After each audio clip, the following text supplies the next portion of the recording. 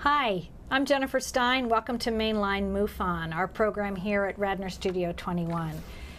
This month, the month of June, we have two fabulous guests with us who have come from MUFON, Virginia, to present at the local library. We do regular programming at the Tredyffrin Public Library, so if you're interested in learning more about the Main Line MUFON public programs, please visit mainlinemufon.com to see our upcoming schedule of events and about our local conference we do every year in October. So let me tell you a little bit about our two special guests. We have Tony Angiola, Tony Angiola, and Ben Moss with us from Virginia MUFON. Ben and Tony are the chief and assistant chief for MUFON's investigations, assistant state for Virginia. I'd like to tell you a little bit about their backgrounds.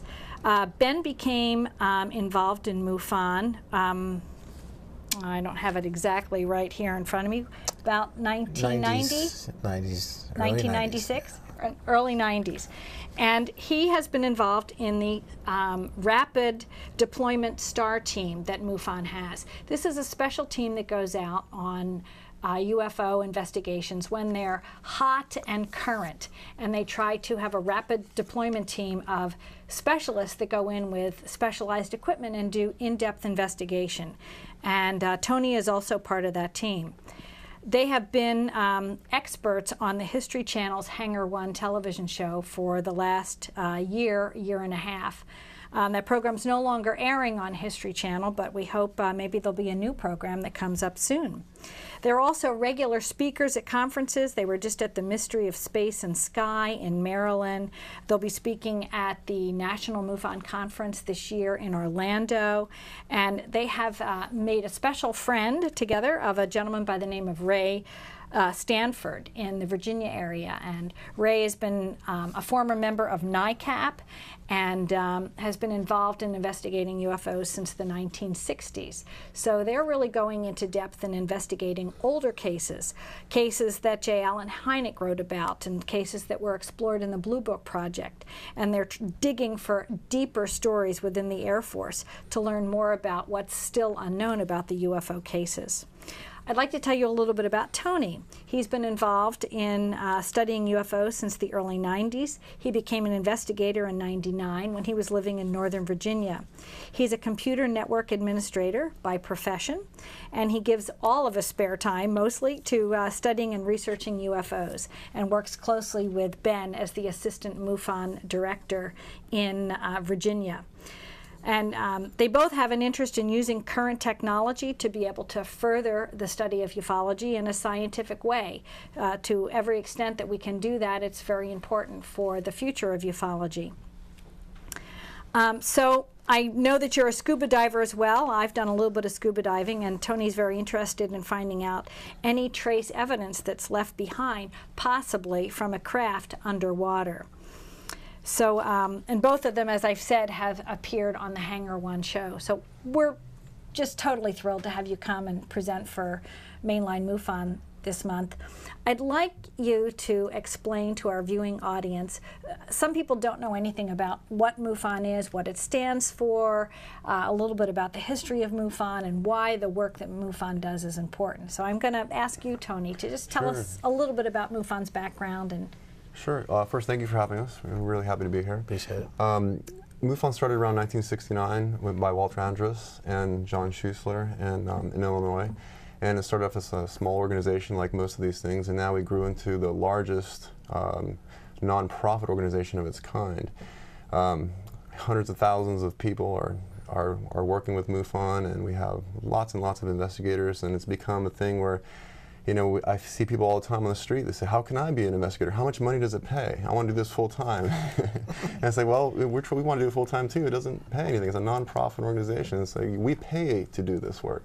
It's because we are really passionate about it. We want to get to the bottom of these things, and it's just a fascinating subject to be involved in, especially if you think about the amount of time that we have to spend on this planet, and we want to learn as much as possible, and we have phenomena like this flying around in the skies. I want to know what it is. You know, we've seen photographs, we've seen video, we've seen some amazing things that no one has an explanation for. Pilots, police officers, doctors, lawyers, people of high credibility that have seen some amazing things, and they stake their careers on what they've seen, and they go on the limb, and those are the people I really enjoy speaking with.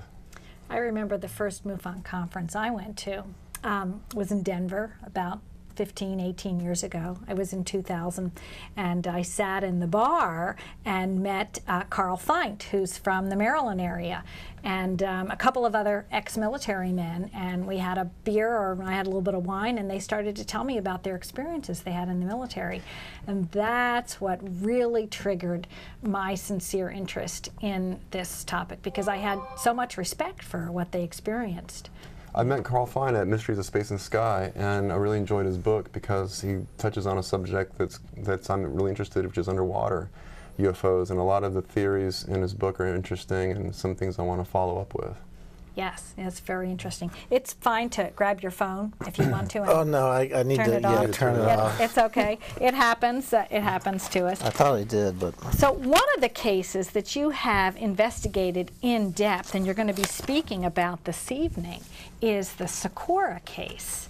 So for our viewing audience that don't know anything about this particular case, let's give them a little bit of background. Either one of you. Why don't you go first? in April 24th, 1969 or 64, a police officer who was on random patrol was chasing a speeder that had gone by where he was located, and as he began chasing the speeder, he saw a bright flash pass over the road he was going to, and he pretty much thinks it was possibly an aircraft in trouble. So, and it was also going in the direction of the dynamite shack that was out in this Aurora out there in New Mexico, Socorro, New Mexico. So he abandoned the search or the chase and went over a very rough road, which we've driven on. It's beat my rental car up pretty badly. But he went over this road and then came to a depression where he was finally, after 3 attempts, got up a hill and looked down into the depression and thought he saw a car turned over. It was a white object. So basically what happened is he saw this, what turned out to be some type of craft. He actually saw 2 beans and white coveralls next to it, saw a symbol on it. It seemed to be resting on 4 landing gear. And basically he was a little bit freaked out at the time trying to figure out what he was looking at. And then he heard a loud roar. He banged into his car, turned around. The object lifted up with a loud roar and a blue flame coming out of the bottom. And then actually the sound went off and the thing was hovering motionless, and then it began to move away from him. So that started the whole incident. He called dispatch. Other police officers showed up. Blue Book, Project Blue Book from the Air Force showed up. And it became probably one of the most famous close encounters of the third kind in ufology. What's this gentleman's name? Is it Lonnie Zamora, Zamora. police officer, yes. Right, Very right. down-to-earth man. He's still living. No, he passed in 2009. Away. He Yeah. passed away just recently. Yes. Yeah. So it's amazing how many first-hand accounts there are. And as part of a MUFON team that you are, the STAR team, you get called on first-hand accounts, usually the close encounters where there might be some trace evidence left behind or people who saw a craft land. Can you talk about any of the recent cases that you were called out on to investigate? Well, we could, but we'd have to kill you. You know, there hasn't been anything as amazing as this in a long, long time. And we were added recently to the STAR team. Yeah, we haven't been on the STAR team for an extended period of time. But as soon as we do have an amazing case like that, you'll be the first to know. But what's also amazing about the Socorro case, which I really like, is the fact that there's so many witnesses.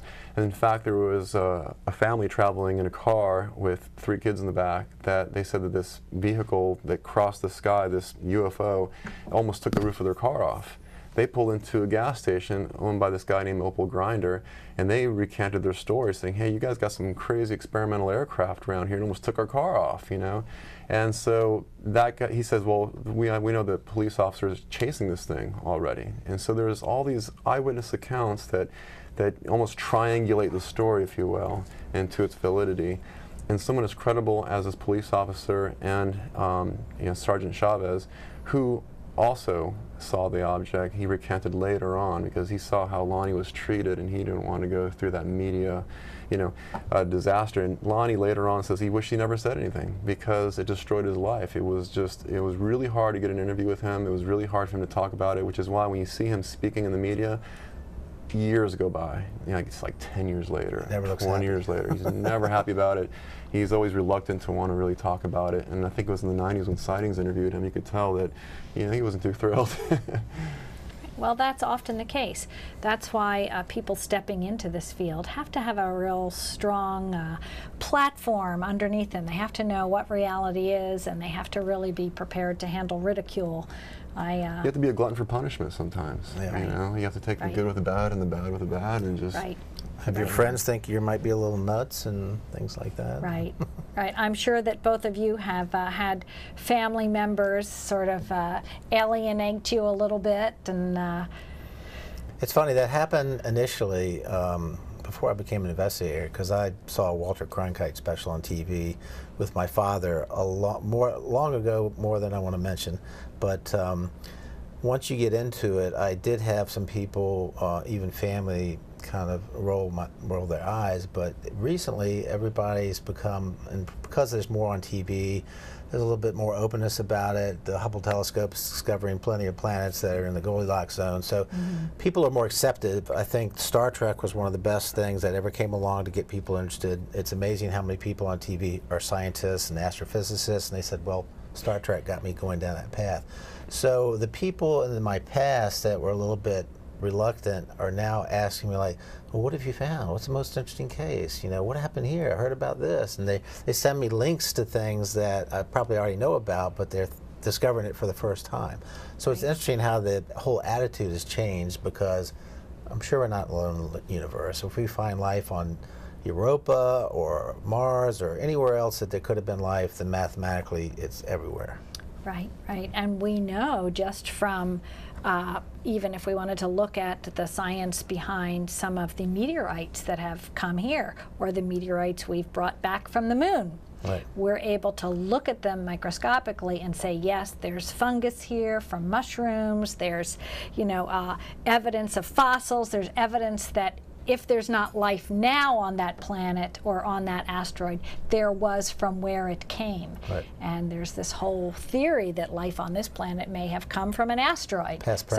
Little, you know, I mean, people don't often think of the scientific side behind the validity to this topic. But as we begin to explore, for me, I think it's the most fascinating question that faces humanity. Are we alone? If we're not alone, what else is out there? What other types of intelligent life could there be there? And when and if we do decide to have contact, or we're lucky enough to have contact, what are going to be the terms of engagement? I think that's a big issue that no one really wants to look at. Yeah, they have to find intelligent life on Earth to be interested in this. Yes, we're looking ourselves. That's a good point. So on the topic of disclosure, you know, what do you say to people when they ask you, you know, do you think we'll ever have disclosure in our lifetimes? I don't think we'll ever have, not in this country. There's absolutely nothing to gain from the government saying, hey, by the way, we've been holding out on you. And everything that you think to be true is true. It would lose not only from religious institutions, not saying that all of them would fall apart, because many of them are accepting of it, but many of them would. People that are already borderline about to lose their mind would certainly lose their mind. It's just, there'd be nothing to gain from it. You know, politically it'd be a disaster. Religions would be a disaster. Just anyone on the edge would just lose it. I just don't think it would ever happen. Yeah, the fact that, just to take an example of Roswell, 5 or 6 different explanations from the government. They'd have to admit they've been lying for all this time.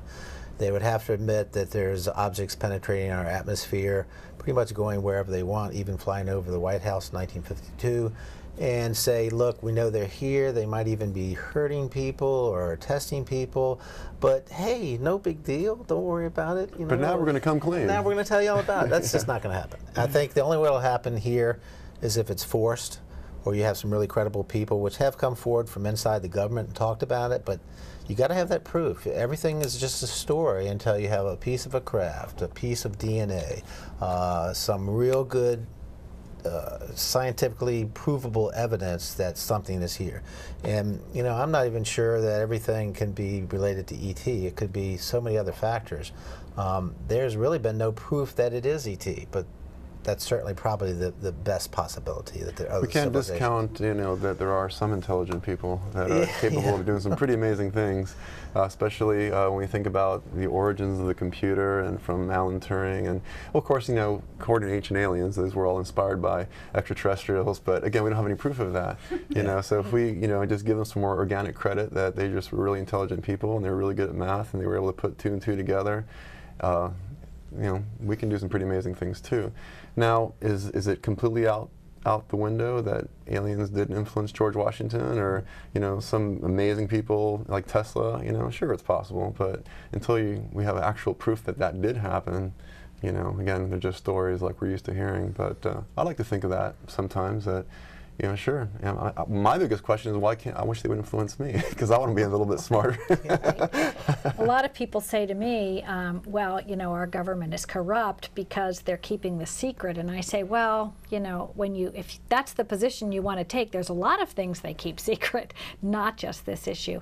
And I also like to tell people that I kind of qualify disclosure. I actually did a whole film called The Disclosure Dialogues, which talked about all these different aspects. And in one case, we've actually already had disclosure. If you look at the whole concept of Roswell, I mean, that was our military base. The head of our 509th bomb squad, Colonel Blanchard, actually releasing the information to the public before he was then told by higher-ups above him, no, you've got to squelch the story, you've got to come up with a second story, and then a second story was released to the media. So you can look at that in one way. It's like a 3-year-old trying to tell a lie. Right, right. And to say that these guys did not know what they were doing, they were in charge of dropping the bombs on Hiroshima and Nagasaki. They were in charge of the first time ever, you know, our nuclear capabilities on the planet. They certainly knew what aircraft were. They knew how to identify enemy aircraft for sure. They were at the top of their game with the current radar technology that was going on. And to say that they would have reported something that they would have mistook as a weather balloon, I don't think so. They were launching weather balloons all the time because they were studying the weather, certainly for planning flights and for delivering those bombs. They had to know what the weather was, so they certainly knew what a weather balloon was. They came down all the time and they retrieved them often. So it's, I like to tell people that it's really not our government, which I think is keeping this top secret. I think it's the visitors that are coming. They don't necessarily want to be revealed, and they're doing their best job to cloak themselves. Absolutely. And to come in ways which can be the least possible disturbing and alarming to us. Kind of like the prime directive from Star Trek, where you don't interfere with another civilization. Probably. And as we mentioned before when we were talking backstage about time compression, and it's some of the theories that we're working on moving forward after we get past all of the Socorro stuff, not only do we have evidence of this, but we also want to analyze it with some physicists and try to determine some mathematical proof behind that, because time has passed from the time that we're used to seeing the nuts and bolts craft in the sky to where we are today with the black triangles and more cloaking ability. We have more equipment today, more ability to scan our skies. So naturally, if you think about it, they have to find better ways to cloak themselves.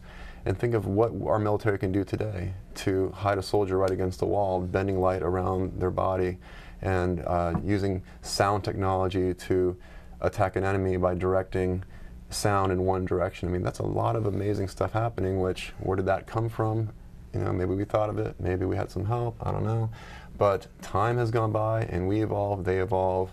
who's to know? Yeah, the whole point of disclosure, and the reason that we don't believe disclosure is going to happen, is from the military is controlling all aspects of this, and everything related to any possibility that these are real craft from other civilizations is a military application. And so if you can get a jump on every other country in this world as far as travel or visibility or force fields or whatever, that's a military application, because we're still a warlike race. That's probably why we're being monitored. We're killing each other still. So from disclosure standpoint, they're not going to disclose the latest military secrets, and they're using this information to try to build military projects. So that's probably the biggest reason why you'll never have disclosure. Right, right. And I think if I was the president, I certainly wouldn't, you know, announce to the public the next day that, you know, we've had a major visitation. So we really don't know what countries are sharing their information and what are not, but we do know that the United States is a little more secretive than a lot of other countries. If you look at Mexico, Brazil, Belgium, even Russia has been more forthcoming. Especially France, Argentina, France and England has actually put, you know, a lot of their the Ministry of Department Defense files. I guess all those files is amazing. They have released a huge amount of information which collaborates and correlates with historical accounts, people that were there at the time. That's right. So it's really quite fascinating. So I have a question for each of you. Have either of you been involved in sightings yourself? Yes, indeed. As a matter of fact, I just got done showing you a couple. I'll tell the story again. We were leaving Socorro. We were doing our own investigation, and we felt the whole time we were there on site, we felt like something was watching us. And even Ben said a couple times, he's like, "Man, just keep shooting around here. I feel like, you know, there's something out here, you know." Those shots, I mean, we're still analyzing. We took so many photos, and we still haven't gone through all of them. Not quite sure what we shot on site. There's something that I still need to show you. But as we were leaving, we would notice like certain things over the mountains, and I would roll the window down, and I would take a few shots, and it wasn't immediately apparent to the eye. You know, you thought you saw something, but you just keep shooting. It wasn't until later when I looked back and what I showed you, that what I thought was a bird, I kept zooming in, and I don't know many birds that fly at a 45-degree angle that are rectangular shaped with linear dots going right down the side. So if anybody knows what kind of bird that is, let me know. We also photographed what looks like a teardrop shaped object that had a doppelganger at a distance from it, as well as a plasma-based ball of energy. And can you describe that one a little bit? Yeah, a lot of the what we think are real photographs of anomalous objects have some type of plasma discharge, magnetic venting, but it causes a multiple. It's like the aurora borealis. You'll see greens, you'll see especially purples, and this is some type of function of the propulsion. But you get objects that maybe the shape is not discernible, but you see the field around them. And a lot of times they're purple green. They're colors that are not the usual display lights of airplanes, helicopters, or things that we fly around in. So the shots we took, and this is just kind of random shooting in the sky, although we noticed a weird contrail, which is where we picked up the first one. We've captured about 4 objects, and so just like our friend Jeremy Ray says, and Ray Stanford and several other people, they're out there all the time. And the best time to look for them is in the daytime. At nighttime, you don't get the data. Your night vision can pick up a moth that looks like a UFO, but in the daytime, it seems like in the areas we were in, Magdalena, Detal, these all have a history of UFO crashes, retrievals, and major cases. So that whole 60 West Highway we were on, we just started snapping pictures, and sure enough, that's why, you know, if we got out there for a week. We were just south of Snowflake, and as everyone knows, that was where Travis had his encounter, and things are flying around there all the time. Who knows why they're up there? There's something there, something underground maybe, that they're interested in. But all we know is that we got what we got. Right. That area right through the Heber area where Travis and the boys on his work crew encountered the craft in 1975, that is the largest ponderosa pine forest really in the world. Sits on a very high plateau, and it's a very pristine area just for if you're going to study, say, maybe pollution and how it's affecting the trees. It's also just west of New Mexico, where there were huge numbers of bomb tests that went on. White Sands Proving Ground, and all of that, and Trinity Nuclear Site is just maybe 50, 60 miles from there across the border. So during that time in 1975, I mean, Travis himself knew a number of people suffering with cancer, including, I think, his wife's mother had leukemia. So it's a possibility that maybe they were studying. We don't know, it's just some subjective ideas, but maybe they were there trying to look for trace evidence of what the bomb blasts, you know, and there's a little known story about that. A lot of old westerns were filmed there, and a lot of those guys, including John Wayne, died of cancer, and a lot of the guys that were on the set died of cancer. And so when you get into such a weird topic as cattle mutilation, you know, that could be something our government's doing just to, because apparently cow blood is very similar to human blood, but you know, seeing through generations how the radiation has trickled down and affected people. That could be this whole thing. It's one idea. It's a pretty good one, though, about why there are cow mutilations, simply because the blood is being tested to see how far down generations the radiation travels, the levels of it. But that whole area, and the other big factor in that whole area is it's vastly underpopulated. So there's a lot of open spaces, a lot of places where you probably won't be seen. And so people like us that are looking for them, those are good areas to go to. It's like I said, if we could spend a week or two with the equipment out there, I bet we could catch a lot of things flying around that would be pretty hard to figure out what they were.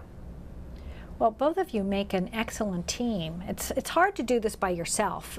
It's hard to do it together. Yeah, well, no, anything you study, sometimes it requires two people looking at the data to kind of play off one another. That's true. And to, you know, sort of check and balance your research and to say, no, I don't see that, or I interpret this differently, or you have like both 40, 50 years behind you of educated background that you can bring together as well. This looks like our library. Do you have 50 years? I'm getting there. I started when it was -5. Well, it's also start at -5. it's also good to have an age perspective and an age difference, because one of you may know something that you know, he may be more familiar with the technology that you may not, or vice versa. Since I was born in the 1800s and you were born in the 1900s. I was born in the future, actually. I had a time travel back. But yeah, Ben's read books that I haven't, or I've read books that he hasn't, and we trade books all the time, and we're always trying to stay on top of everything. I'll tell you a funny story. I had a picture I had taken in the car, and I thought there were multiple teardrop type objects in it, but Tony reminded me that that was through the windshield, and we had smashed a lot of bugs on the way. So, you know, it's good to have that second eye on things, because I'm basically taking carcasses. Any good investigator, usually when we show them our photographs, the first thing they always ask us is, was this through a window? And I was like, no, are you kidding me? That's the first thing I did was drop that window. I don't care how fast we were going. But, you know, objects at a distance are going to have less effect of movement, you know, as objects that are closer. So having the focal length all the way out on that camera is just like your eyes, you know, everything's in focus at a distance. So, and you'll notice on those photos, like, there's not a single smudge anywhere. And it's this wide open plains and this beautiful blue sky as a backdrop. So there's no question as to, you know, what those objects are, especially when you zoom in, you have a really good quality photograph. Right. Do you work with specialty equipment like night vision equipment or anything like that? No, we're poor. You know, we mostly we use what we have. We have HD cameras and some Nikon cameras and GoPros, but those are mostly for just goofing off in front of, really, because the GoPro you can't really get too much further out there. For other people with good equipment like Wilbur. Yeah, we have friends that have very expensive equipment, and they came with us to an investigation we did up in my house in Pennsylvania, and we captured some interesting objects at night. I mean, he's shooting something like 3 million ISO, and as a matter of fact, it was pitch dark outside. He said it's not dark enough because his sensor was so sensitive, and what he captured was pretty amazing. It was pretty interesting 1/8,000th of a second. Yeah, very like a $20,000 camera that Wilbur Allen, a friend of ours, uses. I know Wilbur. And so yeah, we're trying to raise money for a magnetometer, gravimeter, and all that, and it's tough. I mean, we have jobs, we have relationships, we have. You know, if I won the lottery tomorrow, I'd probably build the baddest, you know, UFO hunting vehicle you ever saw, and we'd be out there doing what It'd have guns and everything. UFO talk. 50 caliber on the front and a tractor beam in the back for the bad drivers. You'll have to meet. You'll have to too. meet Doug Trumbull. Oh, we met Doug. Yeah, we met Doug. Yeah, he's great. Nice guy. He's putting together a really special vehicle to be able to go out and do these types of investigations, as well as Mark D'Antonio was working on this special project with Hopefully they'll MUFON. invite us out so we can go four-wheeling together into the desert. Yeah. And We've sent some of our images to Mark and Robert Powell, the scientific gentleman from MUFON, so they're looking at some of the images we took also. Because the beauty of that is we took them, so they're not a hoax. It's not a second party. It's something that we took, and that's our goal down the future. Once we get past the Socorro incident, is to capture our own evidence and investigate that through scientific methods, because we're starting with something we know is real that we captured ourselves instead of something that somebody else gave us. Right. you just want to be able to correlate those magnetic disturbances from these objects with like a magnetometer and a gravimeter, so that we can correlate what you're seeing in the sky with what's on the ground. So the data, The only thing we're missing now is being able to make a phone call to the nearby airport and get radar tracking on that, you know. So we'll get there eventually. Right, right. It does become difficult, but that's why I think the work of MUFON is so important. I mean, I think that the general public doesn't always necessarily understand that we're a civilian-based organization, and of course, as you were saying before, a volunteer-based organization. But because of the way we're able to gather data from people, we can often triangulate a sighting. So if somebody sees it, say, we're in the Philadelphia region, so if somebody sees it in Reading and it's moving east, and then they see it over, say, the Langhorne area, and then they see it out towards New Jersey, and then someone sees it off the coast, we can triangulate those sightings and figure out how fast it was moving, and if they've taken pictures of it, we can compare the pictures and things like that. So it's very important to be able to have the number of reports that we can get. And a lot of people don't want to call in and make a report. Right. Yeah. Or they call in 5 years later. And it makes it a little bit harder. We get a lot of cases, historical report, oh no, it's from '72, and then it's just a story, because there's not many people that had video cameras or cameras. It's just one of those things where what's interesting, though, along those lines, is to take new technology and look at old films, look at old pictures, like the trend photo we've been looking at. There's a lot of interesting things to be found that if somebody was hoaxing it, they wouldn't have thought to do this, this, and this. So there's a pretty neat application of new technology against older things, but once again, we're trying to move away from the cases that have been worked to death, and new evidence comes out with some of them that seems like a ploy to keep somebody in the limelight, whereas the new evidence that we've uncovered from Socorro is something that we're using pliers to pull it out of the gentleman that has it to try to get it into the public. So yeah, it's just it's an ongoing thing, but really we want to move forward with things that are happening now. So where do you see the future of ufology going in the future, say in 20 years from now or 30 years from now? Or what would you like to see happen? I mean, I think we need to focus on instrumented studies. Exactly.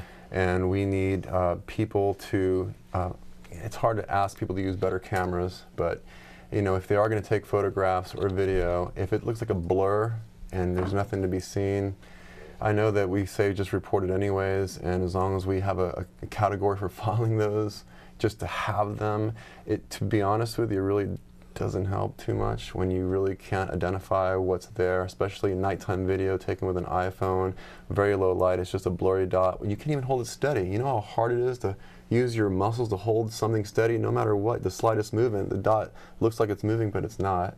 And it's like, how often are you going to have a tripod? Okay, I carry a tripod with me everywhere I go, and I have a camera ready to go, but that's me.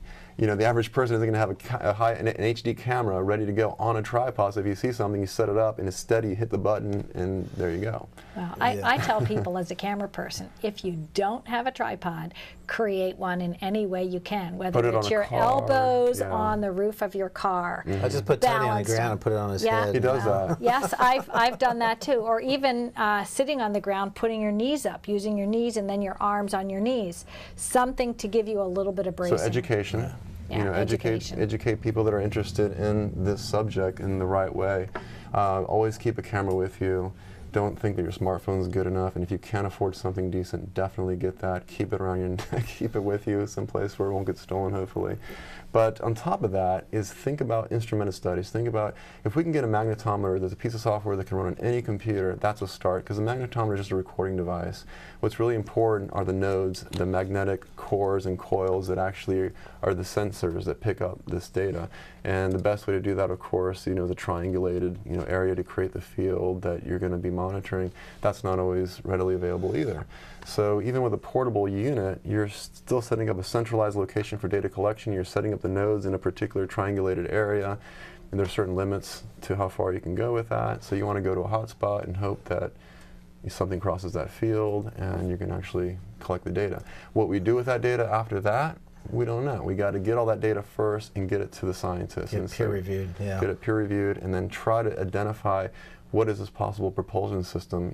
Is it plasma, magnetohydrodynamics? Is it, is it antimatter? How do we identify that? What do you see here? What is it? The corona surrounding the object? What kind of a plasma can that be? Just get someone who really knows their stuff to help us identify these things. Yeah, I think the short answer in the future is already happening now. I mean, with the advent of technology, is to have a box that has all these things in it. The magnetometer, the gravitometer, the cameras, the sensors, and it's what UFO TOG is doing, but as we go into the future, that's going to get smaller and smaller and be less expensive. And so you can deploy them, but you also have to have them, because these things will pop up at any time, anywhere. So if you're just driving down the road, you can flip a switch and have this thing start recording all that data. I think that's where the future is, because the more instrumented study, the more you can prove to science that this thing is repeating itself. I'm getting some of the same data points, and then they have something to dig into instead of rolling their eyes and going, well, if you don't have much, if I study that, I'm going to lose my job anyway. So right. It's another blurry photo. Exactly. For the viewing audience who may not know what UFO TOG is, do you want to explain that? Because that's literally a code name for some project that MUFON has been working on. UFO photography, and they're using really high-end equipment to shoot the skies and hopefully and have all these devices that we're talking about. Right. You want to capture as many data points and know exactly what is the frequency, what is it disturbing, what is the magnetic disturbance, what is the infrared, and all the various spectrum showing you, and what is the speed, what is the distance, what is the size. So all those things are part of UFO TOG, using scientific methods with instruments to capture data points that prove that there's something going on. Right, and it's specialty equipment that's actually being built by some key people within MUFON that came from high-end tech jobs. Most of them retired, most of them got their companies to donate some material, and they've actually built very specific photographic devices that are sitting on high towers, from what I understand, and they're often triangulated. Is that correct? There's usually 3 or 4 of them together? Some Hollywood people, people that have been doing this for a long time are jumping on board. You have Mr. DeLong from Blink 182, who's pretty much turned into a huge UFO investigator with resources, and that's what we need is a lot of investigators, it's time and money. It costs time and money to do these things. And so people that come from maybe a better, wealthier background who are really interested in it can kind of lead the charge and be buying this equipment. And we're piecing it together like tinker toys, but eventually somebody will get it right, do a really good investigation, and I think the floodgates will open and more people will start doing it that way. Kind of like our friend Ray Stanford was doing this in the 70s. He had the magnetometer. He has it on his 3rd level floor of his house right now. It's on his house. When it goes off, he calls us and goes, there's something flying around right now. It's the right frequency. So a lot of people don't realize that. It's not just having the equipment, it's knowing what to look for, knowing what the right frequency is, understanding how to tune it to that ELF frequency, because it's a very low level frequency that these things seem to operate in. This was learned in the 70s. He spent millions of dollars researching this. And so it's not just turning on the equipment and setting the sensors out there. You have to know how to tune the equipment and know what to look for. Right. A lot of people don't even understand with a magnetometer or other equipment what the background noise is always going to be. Right. So you can't just flip it on in a city. There's a lot of a lot of disturbances. There's radiation everywhere. You have cell phone towers. Get out of the city. It's got to be low interference so that you can filter out the right frequency and not get a lot of false positives. Plus, you have the Earth's magnetic field is fluctuating, and you have to know how to filter out those fluctuations with the sun and things like this. But after all that's said and done, you're out in the country, you can eliminate all the man-made disturbances, and you can start filtering all the natural disturbances and just find that one anomaly that's truly spiking, that's truly anomaly. So one of the other areas that both of you have dabbled in and also explored is the overlap between unusual paranormal experiences, what people might refer to as ghosts or hauntings or electronic voice phenomenon, and also the UFO phenomenon. Would you be comfortable talking about any of your investigations, and if you think there is an overlap at all between these fields? Well, it's interesting because we just did that at Tony's house in Warren, PA, and it's interesting because a lot of the UFO literature, there are some paranormal, and paranormal is just another thing for something that science hasn't explained yet. There's certainly explanations to it, and physics and some of the theories coming out allow for these type of things like remote viewing to be real. But we did an investigation with the Richmond Investigator Paranormal team, Ken Ballas in Warren, PA. And we, you know, they are ghost hunters. We're UFO investigators. We combined the two. We did catch some strange paranormal type events in the house. And Whatever the thing was in love with Ben. He said my name several times. The freakiest one was we were all sitting outside in some chairs, and from behind us came a voice that went, "Ben," and we're outside, you know, and it was audible, and nobody, I turned around immediately, says, "Norm, did you say that?" It's like, "No, I didn't say that." And then we caught it on a recording that I was making where I didn't hear it. It was on the playback, and then it showed up on the Oculus device that they had that didn't even have Ben in the dictionary in that. So we did find a couple of orbs flew over. We haven't seen it yet. Apparently an orb. What really flew over his head for a while was a bat. Yeah, the bat's a whole other story. But we had an orb apparently come out of the front door and then go straight up, which ties into, because apparitions are unidentified flying objects sometimes. So there might be some type of correlation between it. I have no idea what it is yet. Maybe you can elaborate more on that. Well, we also were shooting with multiple cameras outside as well. Wilbur Allen was there with his awesome equipment, and he captured 2 UFOs that flew by really quick over the top of the house, and then later they were at a higher altitude, flying parallel and then widening and then coming back together again, going across the sky, which is unusual. Unusual for aircraft to be that close together. Right. And there's still more footage we haven't seen yet that he's working on, and he's editing for, I think, for a pilot of a show. Yeah, we have hours and hours of audio and video, and that's the other thing. When you see like ghost hunters and shows on TV, they must have a huge crew that listens to all that stuff, because there's a lot of data to go through, and it can be a split second. If you're not paying attention, there's a voice that comes on and you missed it. I mean, you're listening to 10 hours of tape at a time. And if that EVP that you caught was somewhere in the middle of all your recordings, we probably never would have heard it. Right. Because it was really quick, because he says something like, I don't know, you asked the question, and then there was a whisper that came right back. I was saying, if you hear "talk to me," and then as if it was in my ear, but I never heard it, it goes, "Ben." And it was more of a whisper than that. Ben. Dry mouth, so I can't listen.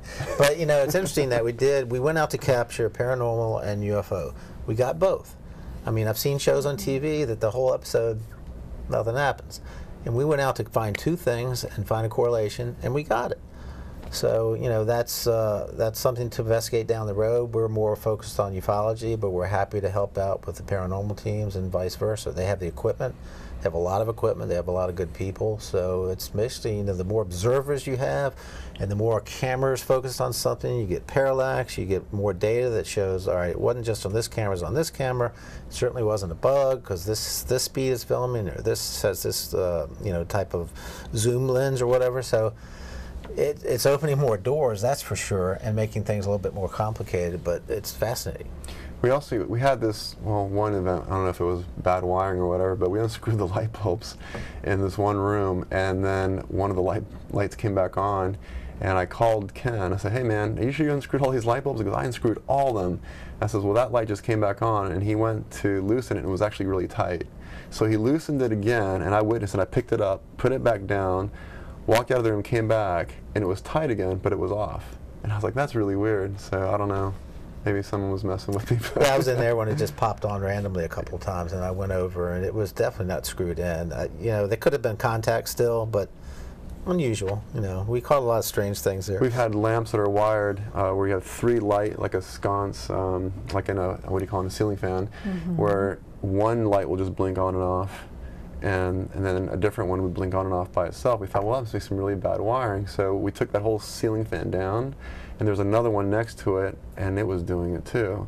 And now nothing works in there. So I don't know what to make of it. I don't know if it's paranormal. I don't know if it's just bad wiring. Rats in the ceiling. Yeah, I don't know. Bats in the ceiling and bats and rats. Wow. So you've investigated a number of unusual events in the Virginia area as MUFON state investigators. Are you going to be presenting on some of that material tonight? Is there anything you want to share with our viewing audience about? You know, we have so much material on Socorro. It was hard.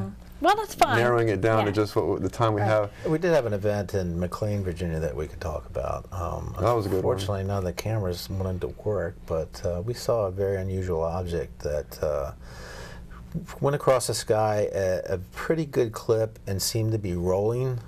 But then when it got near the sun, all I saw was a black sphere. And so, and about 10 of us witnessed it. The jets were going towards Dulles to the west, and this thing cut across and was higher than the contrail, so probably above 35,000 feet.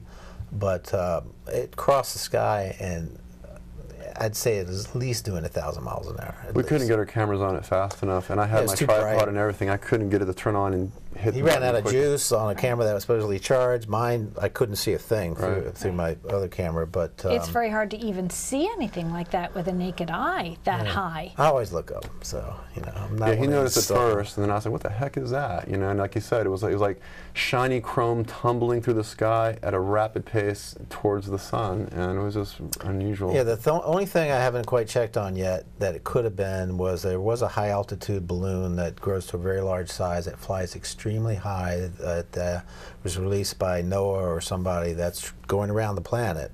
I don't know if they released it then. That's the only logical explanation I could think of because of the behavior of this. But yeah, we were just going to the library to do a presentation to a MUFON group when that happened. So pretty interesting sighting.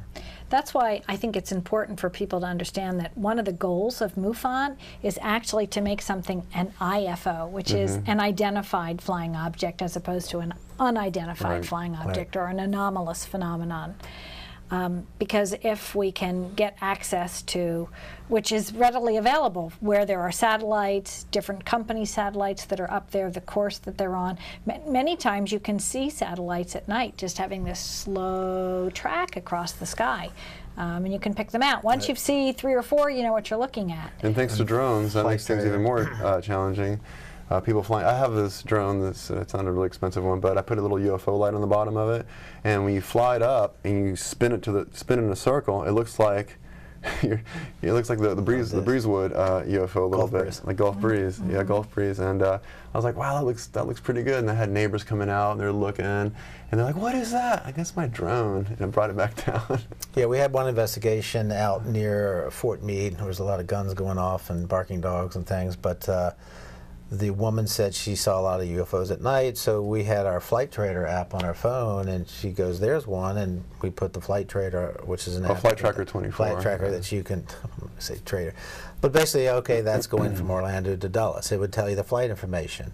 It would tell you if it's a satellite, if it's a plane. It's a great tool. And then we also use Google Earth to identify Mars and Venus and various stars that are out there, because we didn't want to say, hey, you're not telling the truth, but we want to help you identify what you're identifying. Right. And so because we had several phenomena, the transit of Mercury across the sun, when Jupiter and I believe Saturn were really close together. I went out and saw that, and it looked really weird.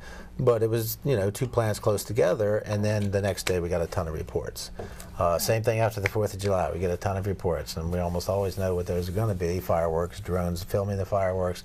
Right. So it's tough to separate the wheat from the chaff, but in MUFON, we try to say what it is before we say what it is. And most of the time, we can figure it out. Some of the time, we get things you just can't determine, and they become unknowns, like Socorro is still in the Blue Book files from from the Air Force. There is this one case right out of Alexandria that I got a chance to work with. It was a lost case, and it was something that Ben found in the database, and it had a video attached to it. When I looked at it, it was amazing. It was this chrome sphere, probably maybe 20 feet, 25 feet in diameter, and as I'm watching it, it's really hard to tell how big exactly it is because all you had was it passing by some clouds, but I got to go meet the witness. We went to the school that he was walking his dog, and he saw this thing, and from the looks of it and from what he described, it was something of quite a large size at maybe 10,000 feet. It wasn't too high, and watching the video was pretty amazing. Watching it track right across the sky and then kind of coming down towards D.C. And so I was thinking, wow, I wonder how often this happens every day. So that was a bit of an unknown. It was moving too fast to be a balloon.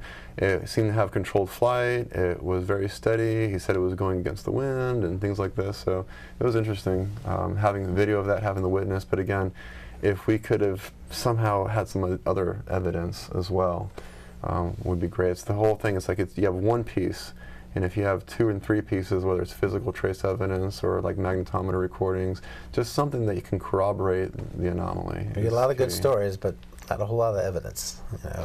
What would you like to see in terms of, say, media taking this topic seriously? So often when there is an interesting case or a case gets reported on television. Stop playing the X-Files theme. Don't talk about little green men. Approach it from a wow, what is that? The media tends to be reactive instead of proactive.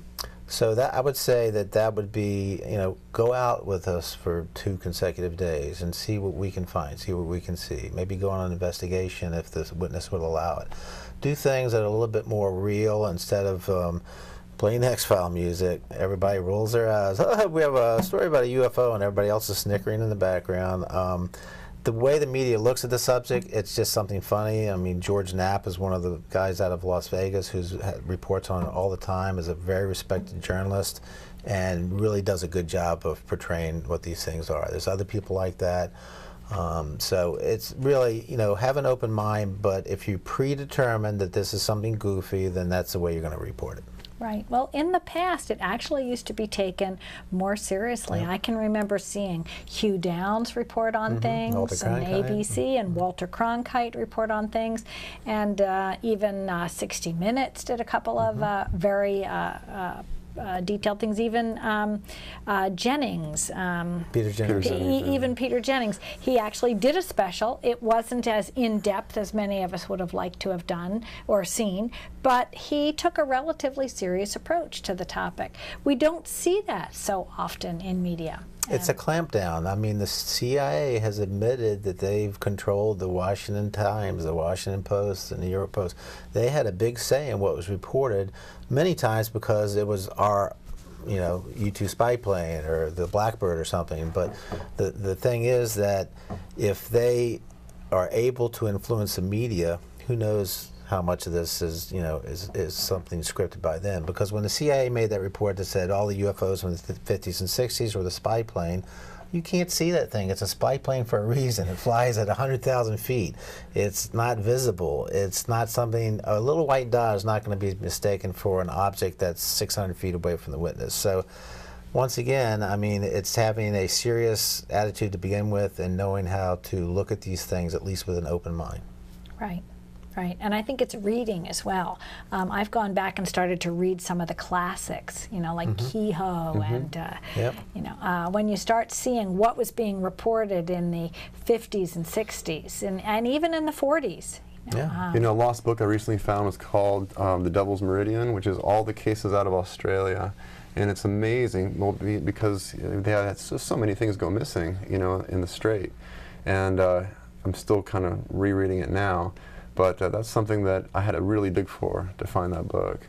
And so it's tough to show it to you. Yeah, the military used to report it all the time. There's a famous video of, I believe it's Eisenhower, when they asked him about UFOs, he says, that's the first topic we have whenever the Joint Staff get together. That's the #1 thing we talk about is UFOs. And Well, after that, it kind of clamped down, and that's when the guy came out and said, there's nothing to it. A very famous interview where if you know the psychology of people lying, that guy's lying. You know, it's very obvious he's lying when he's talking about that.